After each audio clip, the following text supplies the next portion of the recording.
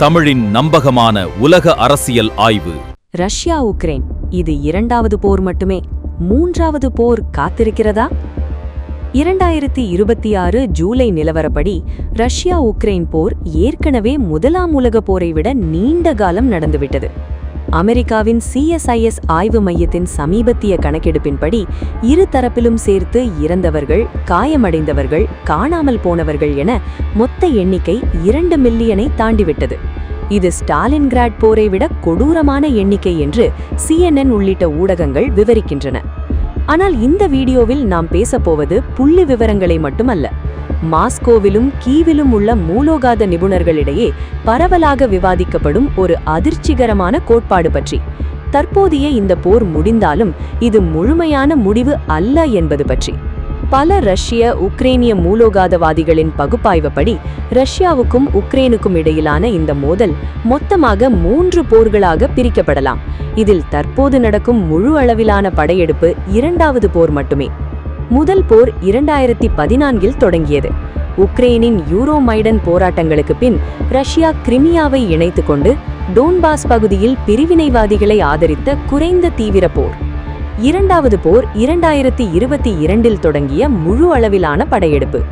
இந்த பகுப்பாய்வின்படி இந்த போருக்கு பிறகு ஒரு போர் நிறுத்தம் ஏற்பட்டாலும் மூன்றாவது இன்னும் பெரிய மோதல் காத்திருக்கிறது என்று பல மூலோகாதவாதிகள் நம்புகின்றனர். முதல் போர் பெரிய அளவில் இரத்தம் சிந்தவில்லை. ஏறக்குறைய 8 ஆண்டுகள் நீடித்த அந்த போரில் ரஷ்யர்கள், உக்ரைனியர்கள், பிரிவினைவாதிகள், பொதுமக்கள் என அனைவரும் சேர்த்து கிட்டத்தட்ட 14,200, 14,400 பேர் இறந்தனர். தற்போதைய போருடன் ஒப்பிடும்போது இது மிக குறைவு. ரஷ்யா தன் படைகளை நேரடியாக அணிவகுக்காமல் பிரிவினைவாத பதாகையின் கீழ் வைத்து அதுடன் மேற்குலகும் அதிக ஈடுபாடு காட்டாத ஒரு குறைந்த வெப்பநிலை மோதலாக அதை நடத்தியது. ஆனால் இந்த காலகட்டத்தில் ரஷ்யா கிழக்கு உக்ரைனில் ஒரு தளத்தை உருவாக்கி தளவாழ வசதிகளை விரிவுபடுத்தியது. அதே நேரத்தில் உக்ரைனும் தன் கோட்டைகளை உருவாக்க தொடங்கியது. இருதரப்பும் தங்கள் போர்க்கால இலக்குகளை அடையாமலேயே இந்த கட்டம் முடிந்தது. அதனால்தான் இது இரண்டாவது இன்னும் பெரிய போருக்கு வழிவகுத்தது. 4 ஆண்டுகளுக்கும் மேலாக நீடிக்கும் இந்த போரில் CSIS தரவுகளின்படி ரஷ்யா மட்டும் 4.5 மில்லியன் காயம் இழப்பு சம்பவங்களை சந்தித்துள்ளது. இதில் இறந்தவர்களின் எண்ணிக்கை 4.5 லட்சத்தை நெருங்குகிறது என்று மதிப்பிடப்படுகிறது. மீடியா ஜோன் BBC கூட்டு ஆய்வு பெயர் வாரியாக உறுதி செய்யப்பட்ட ரஷ்ய ராணுவ இறப்புகளை 2026 ஜூலை நிலவரப்படி 2,30,000க்கும் மேலாக குறிப்பிடுகிறது. உண்மையான எண்ணிக்கை இதைவிட அதிகமாக இருக்கலாம் என்றும் அவர்களே ஒப்புக்கொள்கின்றனர். உக்ரைன் தரப்பில் 5.25 முதல் 6.25 லட்சம் வரை இழப்புகள், 1.25 முதல் 1.5 லட்சம் வரை இறப்புகள் என மதிப்பிடப்படுகிறது. ஆனாலும் உக்ரைனின் மூலோகாத நிலை மேம்படுவதென்னும் உண்மை. ஐரோப்பிய ஒன்றிய உறுப்பினர் பேச்சுவார்த்தை முன்னேற்றம், மேற்கத்திய நாடுகளுடன் ஆழ்ந்த பாதுகாப்பு உறவுகள், விரைவாக வளரும் உள்நாட்டு ஆயுத உற்பத்தி துறை என ஆனால் ரஷ்யா ஆக்கிரமித்துள்ள பிரதேசங்கள் என்ற பிரச்சினை தீர்க்கப்படாமலேயே உள்ளது. இந்த பகுப்பாய்வின் மைய கருத்து இதுதான். ரஷ்யாவுக்கு வெறும் வெற்றி மட்டும் வேண்டாம், ரஷ்யாவுக்கு போர் தேவை. ஏனெனில் ரஷ்யாவின் பொருளாதாரம் முழுவதுமாக போர்க்கால நிலைக்கு மாற்றப்பட்டுவிட்டது. மேற்கத்திய பொருளாதார நிபுணர்களின் மதிப்பீட்டின்படி ரஷ்யா ஒரு 2ஆம் தர பொருளாதார சக்தியாக சரிந்து வருகிறது என்றாலும் அந்த வீழ்ச்சியை மறைப்பதற்கு போர்க்கால உற்பத்தியே தற்போது முக்கிய ஊக்கியாக இருக்கிறது. இதன் காரணமாக டோன்பாஸ் பகுதியை முழுமையாக கைப்பற்றாமல், கிரிமியா இணைப்புக்கு சர்வதேச அங்கீகாரம் பெறாமல் ரஷ்யா போரை நிறுத்த தயாராக இல்லை என்று மேற்கத்திய பாதுகாப்பு பகுப்பாய்வாளர்கள் கருதுகின்றனர். இந்த கோட்பாட்டின்படி போர் நிறுத்தம் என்பது இரு தரப்புக்கும் ஒரு இடைவேளை மட்டுமே, நிரந்தர தீர்வு அல்ல. போர் நிறுத்தம் அமலுக்கு வந்தவுடன் பிரதேசம் கைப்பற்றுவதோ தளவாழ உள்கட்டமைப்பை தாக்குவதோ சாத்தியமில்லை என்பதால் இரு தரப்பும் அதற்கு முன் இயலும் வரை மூலோகாத நன்மைகளை பெற முயற்சிக்கின்றன. இதனால்தான் டோனெட்ஸ்கின் கோட்டைப்பட்டை பகுதிகளுக்காக இரு தரப்பும் இவ்வளவு கடுமையாக போராடுகின்றனர்.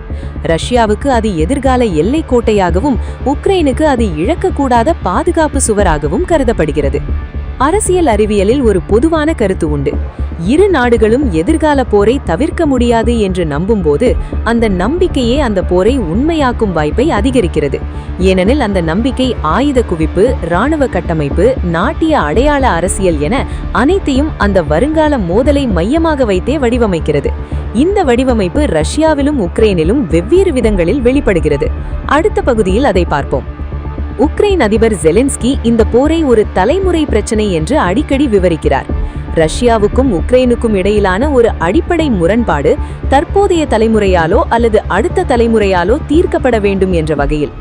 இஸ்ரேலுடன் உக்ரைனை அவர் ஒப்பிட்டதும் இதே கருத்தை பிரதிபலிக்கிறது. நிரந்தர பாதுகாப்பு தயார் நிலையில் இருக்க வேண்டிய ஒரு நாடு என்று. முன்னாள் இராணுவ தளபதி, ஜெலென்ஸ்கிக்கு பிந்தைய சாத்தியமான வாரிசான வலேரி ஜாலுஷின் இன்னும் தெளிவாக இதை முன்வைக்கிறார். உக்ரைனின் எதிர்காலத்தை மேற்கத்திய நாடுகளின் முழு ஆதரவுடன் ரஷ்யாவுடனான நீண்டகால வளங்கள் போட்டியாகவே அவர் பார்க்கிறார். ரஷ்ய பக்கத்தில் இந்த மோதலை தொடர்வது என்பது கிட்டத்தட்ட ஒரு கருத்தியல் நம்பிக்கையாக மாறிவிட்டது.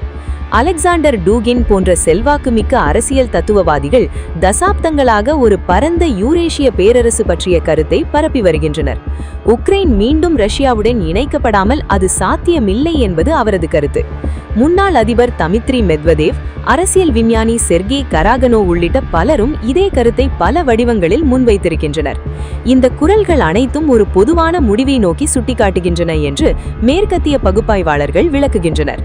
ரஷ்யா மேற்குலக இறுதி மோதலுக்கு முன் உக்ரைன் பிரச்சனையை முதலில் தீர்க்க வேண்டும் என்ற கருத்தை இந்த பகுப்பாய்வு விளக்குகின்றது. பல ஐரோப்பிய நேட்டோ அரசாங்கங்களின் புலனாய்வு அறிக்கைகளின்படி சாதகமான சூழ்நிலை ஏற்பட்டால் ரஷ்யா நேட்டோவை நேரடியாக சவால் விடக் கூடும் என்று கருதப்படுகிறது. ஒரு முதல் 3 ஆண்டு காலப்பகுதியில் பெரிய அளவில் பிரதேசம் கைப்பற்றுவதை விட நேட்டோவின் கூட்டு பாதுகாப்பு உறுதியை சோதிக்கும் வகையிலான ஒரு வரையறுக்கப்பட்ட தாக்குதலை ரஷ்யா நடத்த கூடும் என்று சில ஐரோப்பிய புலனாய்வு அமைப்புகள் மதிப்பிடுகின்றன. நீண்ட காலத்தில் போர்க்கால பொருளாதாரத்தை நிலைநிறுத்த ரஷ்யாவுக்கு ஒரு முழு அளவிலான போர் தேவைப்படக்கூடும் என்றும் அவை எச்சரிக்கின்றன. இது ஒரு மதிப்பீடு மட்டுமே என்பதை கவனத்தில் கொள்ள வேண்டும்.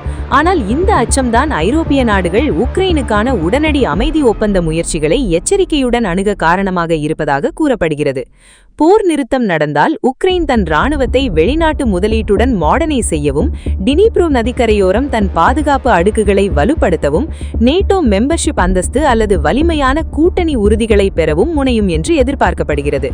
ரஷ்யா தன் படைகளை ஓய்வு விடவும், மேலும் பெரிய அளவில் மக்களை திரட்டவும், தொழில்நுட்பத்துறையை மீட்டெடுக்கவும் முயலும்.